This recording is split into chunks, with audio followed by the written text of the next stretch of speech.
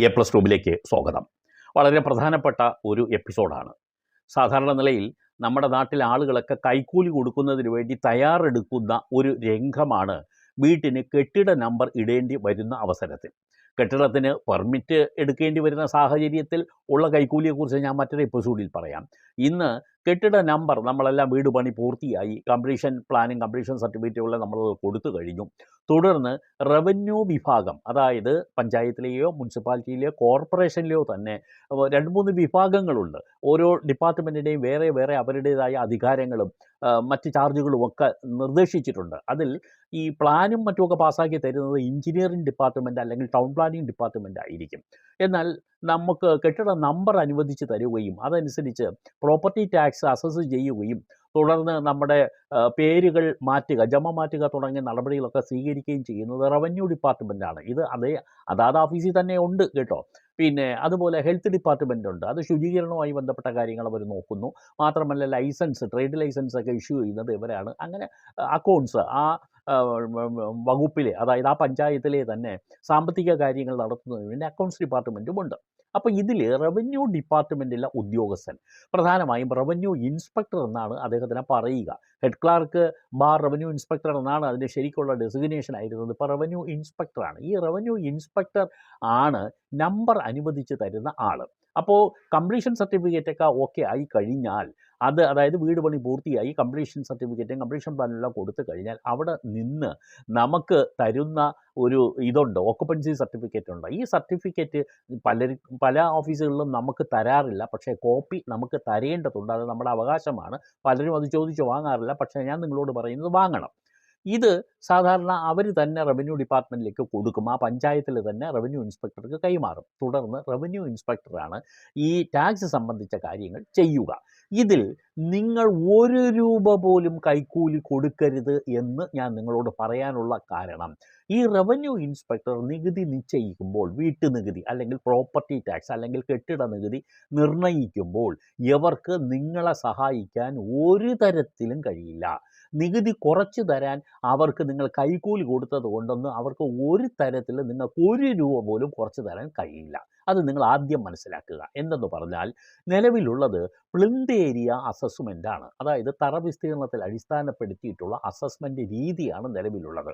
നേരത്തെ annual rental value അനുസരിച്ചിട്ടുള്ള property tax നിശ്ചയിച്ചിരുന്നു. എന്ന് പറഞ്ഞാൽ വാർഷിക വാടക മൂല്യത്തിൻ്റെ അടിസ്ഥാനത്തിലുള്ള നികുതി നിർണ്ണയമാണ്. അപ്പോൾ റവന്യൂ ഇൻസ്പെക്ടർ ചിലപ്പം വേണമെങ്കിൽ ഈ വീട് വാടകയ്ക്ക് കൊടുത്താൽ 2000 രൂപ കിട്ടും എന്നുള്ള ഒരു സ്ഥലത്ത് വേണമെങ്കിൽ 1000 രൂപയെ കിട്ടുള്ളൂ എന്ന് പറഞ്ഞ് റിപ്പോർട്ട് എഴുതിക്കൊണ്ട് പോയി നിങ്ങളെ സഹായിക്കാം. അപ്പോൾ അതനുസരിച്ചിട്ടുള്ള വസ്തുനികുതിയെ ഉണ്ടാവുകയുള്ളൂ. പക്ഷേ ഇപ്പോൾ നിലവിലുള്ള തറ വിസ്തീർണത്തിൻ്റെ അടിസ്ഥാനത്തിൽ നിങ്ങളെ സഹായിക്കാൻ പറ്റില്ല. കാരണം കൃത്യമായ രേഖയാണ് ഈ പ്ലാനിൽ കാണിച്ചിട്ടുള്ളത്. പ്ലാൻ അപ്രൂവ് ചെയ്ത് കംപ്ലീഷൻ പ്ലാനിലും ഒക്കെ കാണിച്ചിരിക്കുന്നത് കൃത്യമായ പ്ലിന്ത് ഏരിയ അഥവാ തറ വിസ്തീർണമാണ്. അത് അടിസ്ഥാനപ്പെടുത്തിയേ ഇദ്ദേഹത്തിന് ചെയ്യാൻ പറ്റൂ. അതിൽ നിന്ന് ഒരു കുറവോ കൂടുതലോ വരുത്താൻ അദ്ദേഹത്തിന് പറ്റില്ല. അപ്പം നിങ്ങൾ എന്തിനാണ് കൈക്കൂലി കൊടുക്കുന്നത്? റവന്യൂ ഇൻസ്പെക്ടർമാർക്ക് പഞ്ചായത്തിലോ മുനിസിപ്പാലിറ്റിയിലോ കോർപ്പറേഷനിലോ നിങ്ങൾ കൈക്കൂലി കൊടുത്ത് നിങ്ങളുടെ നികുതി കുറയ്ക്കാമെന്ന് ആരും കരുതി കളയരുത്. കൊടുത്താലും കുറയില്ല, കൊടുത്താലും കൂടില്ല. ഇനി കൊടുത്തില്ലെങ്കിലും കുറയില്ല, കൊടുത്തില്ലെങ്കിലും കൂടില്ല. ഇത് ആദ്യം മനസ്സിലാക്കുക. കാരണം ഈ പ്രോപ്പർട്ടി ടാക്സ് അസസ് ചെയ്യുന്നതിന് 3 മേഖലകളെ സർക്കാർ തന്നെ നിശ്ചയിച്ച് കൊടുത്തിട്ടുണ്ട്. പ്രഥമ മേഖല, ദ്വിതീയ മേഖല, തൃതീയ മേഖല, പ്രൈമറി സോൺ, സെക്കൻഡറി സോൺ, ഇങ്ങനെ 3 മേഖലകൾ കൊടുത്തിട്ടുണ്ട്. ഈ മേഖലകളിൽ ഒന്നുപോലും കുറക്കില്ല. അത് കൗൺസിൽ തന്നെയാണ് ഈ മേഖലകളെ തിരിക്കുന്നത് റിപ്പോർട്ടുകളുടെ അടിസ്ഥാനത്തിൽ. അത് ഓരോ മേഖലകളിലും എന്താണ് അതിൻ്റെ പ്രാധാന്യം, പൊട്ടൻഷ്യാലിറ്റി ഓഫ് ദാറ്റ് ഏരിയ എന്ന് പറയും. ആ പൊട്ടൻഷ്യാലിറ്റി എന്ന് പറഞ്ഞാൽ അവിടെ ഒരു പ്രധാനപ്പെട്ട ബിസിനസ് സെൻ്ററാണ്, പ്രധാനപ്പെട്ട സർക്കാർ സ്ഥാപനങ്ങളുണ്ട്, റോഡ് സൈഡിലാണ്, മുമ്പിലുള്ള റോഡ് ഈ NH ആണ്, ഇല്ലെങ്കിൽ പിന്നെ സ്റ്റേറ്റ് ഹൈവേ ആണ്, ഇങ്ങനെയൊക്കെ പറയുന്ന തരത്തിലുള്ള വളരെ പ്രധാനപ്പെട്ട കൂടുതൽ മാർക്കറ്റ് വാല്യൂ ഉള്ള ഒരു സ്ഥലമാണെന്ന് വയ്ക്കൂ. ആ സ്ഥലത്താണ് നിങ്ങൾ വീടിരിക്കുന്നതെങ്കിൽ നിങ്ങൾക്ക് ടാക്സ് കൂടും. അതിനേക്കാൾ തൊട്ട് താഴെ ഇപ്പോൾ സെക്കൻഡറി മേഖല ഇതിനേക്കാളും കുറച്ചുകൂടെ നമ്മുടെ പിറകിൽ നിൽക്കുന്ന മേഖലയാണ്. ടാക്സ് കുറയും. തൃതീയ മേഖല എന്ന് പറയുന്ന മൂന്നാമത്തെ സോൺ. ഈ മൂന്നാമത്തെ സോണിൽ കുറച്ചുകൂടെ ടാക്സ് കുറയും. അപ്പോൾ ഒരേ തരത്തിലുള്ള വീടാണെങ്കിലും ഈ മേഖലകൾ വ്യത്യാസപ്പെടുമ്പോൾ ടാക്സ് കൂടുകയും കുറയും ഒക്കെ ചെയ്യാമെന്ന് മനസ്സിലാക്കുക. അപ്പോൾ ഇങ്ങനെ പിന്നെ ഗവൺമെൻറ്റിൻ്റെ നിർദ്ദേശപ്രകാരം ഒരു സ്ഥലത്ത് ഒരു പഞ്ചായത്തിൽ എല്ലാ സ്റ്റേറ്റിലെയും പഞ്ചായത്തിൽ മിനിമം മാക്സിമം ടാക്സ് സർക്കാർ നിശ്ചയിച്ച് കൊടുക്കും. അതിനിടയിൽ എത്ര വേണമെന്ന് കൗൺസിൽ അല്ലെങ്കിൽ പഞ്ചായത്ത് കമ്മിറ്റി അല്ലെങ്കിൽ കോർപ്പറേഷൻ കൗൺസിൽ തീരുമാനിക്കും. ആ തീരുമാനത്തിന് ആനുപാതികമായ ഈ നികുതി നിർണ്ണയമേ റവന്യൂ ഇൻസ്പെക്ടർക്ക് നടത്താൻ കഴിയൂ. അത് വസ്തു നികുതി, സേവന നികുതി, ഉപനികുതിയും സർചാർജ് ചട്ടങ്ങൾ 2011 ചട്ടങ്ങളാണ്. അതിനകത്ത് വ്യക്തമായും പറയുന്നുണ്ട്. 7 ഇനം ബിൽഡിങ്ങുകൾ പറയുന്നുണ്ട്. ഒന്ന് റെസിഡൻസ് ബിൽഡിംഗാണ്, പിന്നെ രണ്ടാമത്തത് ഇൻഡസ്ട്രിയൽ ബിൽഡിംഗാണ്, വ്യവസായപരമായ കാര്യങ്ങൾക്ക് വേണ്ടിയുള്ള ബിൽഡിംഗ്. മൂന്നാമത്തത് വിദ്യാലയങ്ങളും ഹോസ്പിറ്റലുകളുമാണ്, സ്കൂൾ കോളേജസ് ആൻഡ് ഹോസ്പിറ്റൽ. മറ്റേത് അടുത്ത പിന്നെ സോണെന്ന് പറയുന്നത് അടുത്ത തരത്തിലുള്ള കെട്ടിടങ്ങളെന്ന് പറയുന്നത് അമ്യൂസ്മെൻറ്റ് പാർക്ക്, മൊബൈൽ ടെലിഫോൺ എന്നിവയൊക്കെ വരുന്നതാണ്. അടുത്തത് വാണിജ്യാവശ്യത്തിനുള്ള ബിൽഡിംഗാണ്. ബാക്കി അതേഴ്സ് മറ്റ് തരത്തിലുള്ള ബിൽഡിങ്ങുകളുണ്ട്. പിന്നെ ഗവൺമെൻറ് വിജ്ഞാപനം ചെയ്യുന്ന മറ്റെല്ലാം കെട്ടിടങ്ങൾ ഉൾപ്പെടെ 7 ഇനം കെട്ടിടങ്ങളെയാണ് വസ്തുനികുതി ചട്ടങ്ങളിൽ എടുത്തു പറയുന്നത്. അതിൽ ആദ്യത്തേതാണ് റെസിഡൻഷ്യൽ ബിൽഡിംഗ് അഥവാ നമ്മൾ താമസത്തിന് ഉപയോഗിക്കുന്ന കെട്ടിടം.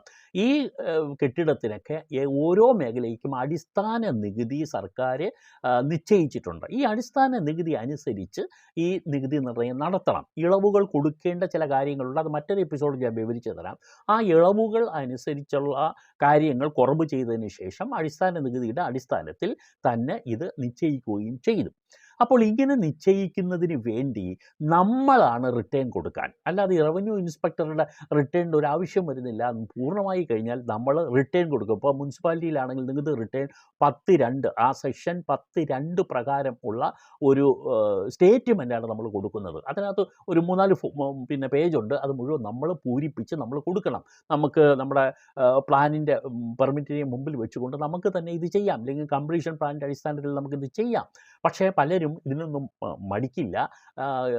ഇതിനൊന്നും മടിക്കില്ല എന്നല്ല, മടിക്കും. പകരം റവന്യൂ ഇൻസ്പെക്ടർ തന്നെ ഇതെല്ലാം എഴുതി പൂരിപ്പിച്ച് കൊടുക്കുകയാണ് ചെയ്യുന്നത്. അപ്പം ഇതനുസരിച്ച് നിങ്ങൾ കരുതുന്നത് നിങ്ങൾ കൊടുത്താൽ തെറ്റിപ്പോകുമെന്നോ കൂടിപ്പോകുമെന്നോ ഒക്കെ കരുതിയായിരിക്കും നിങ്ങൾ പേടിച്ച് കൊടുക്കാതിരിക്കുന്നത്. പക്ഷേ ഫാക്സ് ഒളിച്ചു വെച്ചുകൊണ്ട് ഒരു റവന്യൂ ഇൻസ്പെക്ടർക്കും ഇത്തരത്തിലുള്ള ഫോറം പൂരിപ്പിച്ച് കൊടുക്കാൻ പറ്റില്ല. 10(2) നമ്മൾ കൊടുക്കേണ്ട റിട്ടേൺ ആണ്.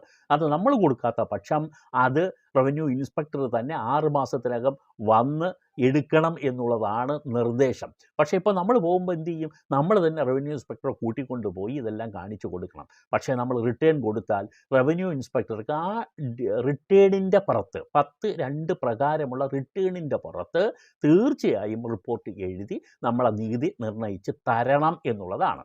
പിന്നീട് 6 മാസത്തിനുള്ളിൽ എപ്പോഴെങ്കിലും ഇത് വന്ന് നോക്കണം എന്നൊരു ഡയറക്ഷൻസ് ഉണ്ട്. അത് നമ്മൾ റിട്ടേൺ കൊടുത്തില്ലെങ്കിലാണ് ഈ സാധനം വരുന്നത്. കൊടുത്താലും ആവശ്യമാണെങ്കിൽ വന്ന് നോക്കാം. പക്ഷേ നമ്മൾ പെർഫെക്റ്റായിട്ട് കാര്യങ്ങൾ നോക്കുന്ന ഒരാളെ സംബന്ധിച്ചുള്ള ഒരു കാര്യവും പേടിക്കാനില്ല. നിങ്ങൾക്ക് ഇതിനകത്ത് പ്ലന്തേരിയിൽ കൂടുതലൊന്നും നിങ്ങൾ വരുത്താതിരുന്ന് കഴിഞ്ഞാൽ നിങ്ങൾക്ക് ഒരു പ്രശ്നവും വരില്ല എന്ന് നിങ്ങളത് മനസ്സിലാക്കിയിരിക്കുക.